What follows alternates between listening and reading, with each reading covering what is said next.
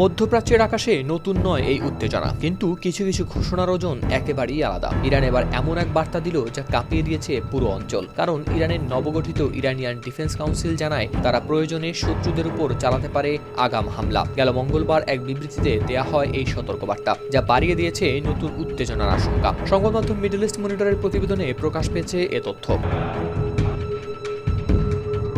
বিবৃতিতে কাউন্সিল জানায় ইরানের অভ্যন্তরীণ বিষয়ে কোনো ধরনের হস্তক্ষেপ বা দেশটিতে অস্থিরতা তৈরির চেষ্টা করা হলে দেয়া হবে তার দাঁত ভাঙা জবাব। কাউন্সিল জোর দিয়ে জানায় আক্রান্ত হওয়ার পর শুধু পাল্টা জবাব দেওয়ার মধ্যেই তারা নিজেদের সীমাবদ্ধ রাখবে না, বরং নিজেদের নিরাপত্তা রক্ষায় যে কোনো দৃশ্যমান হুমকির লক্ষণ বিবেচনায় নিয়েই তারা পদক্ষেপ নেবে। এদিকে এই সতর্কবার্তা আসে এমন এক সময় যখন ইরানের বিপ্লবী গার্ড বাহিনী IRGC তাদের আকাশ প্রতিরক্ষা ব্যবস্থা ও ক্ষেপণাস্ত্র ইউনিটের সক্ষমতা যাচাই করে সামরিক মহড়া শেষ করেছে মাত্র 2 দিন আগে। ফলে ঘোষণাটিকে আর নিছকই কাগজে কলমের মনে হবার সুযোগ থাকছে না।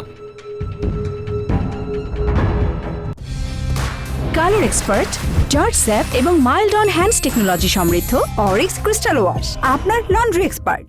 তবে আশঙ্কার বিষয় হলো ইরান অভ্যন্তরীণভাবেই রয়েছে অস্থির। লাগাম ছাড়া মুদ্রাস্ফীতি, মুদ্রার মানের পতন ও দেশ জুড়ে বিক্ষোভে নিরাপত্তা বাহিনী খাচ্ছে হিমশিম। ঠিক এই বাস্তবতার মধ্যেই কাউন্সিল জানিয়ে দেয় ইরানের নিরাপত্তা, স্বাধীনতা ও ভৌগোলিক অখণ্ডতা হলো চূড়ান্ত সীমা। কোনোভাবেই এই রেড লাইন অতিক্রম করা যাবে না। গেল বছর 2025 সালের জুনে ইরান ও ইসরায়েলের সংঘাতের পর গঠিত হয় এই ইরানিয়ান ডিফেন্স কাউন্সিল। তখন থেকে ইঙ্গিত মিলছিল নীতিগতভাবে আগ্রাসনের জবাব আরো কঠোর করার। সাম্প্রতিক বিবৃতিতে বলা হয় যারা আঘাত করবে তাদের একই কায়দায় পাল্টা আঘাত দেওয়া হবে। যদিও কোনো দেশের নাম বলা হয়নি সরাসরি। ইরানের রাষ্ট্র নিয়ন্ত্রিত ইংরেজি দৈনিক তেহরান টাইমসও তুলে ধরে আগাম আত্মরক্ষামূলক হামলার সম্ভাবনার কথা, যা আরও জোরালো করেছে এই বার্তাকে।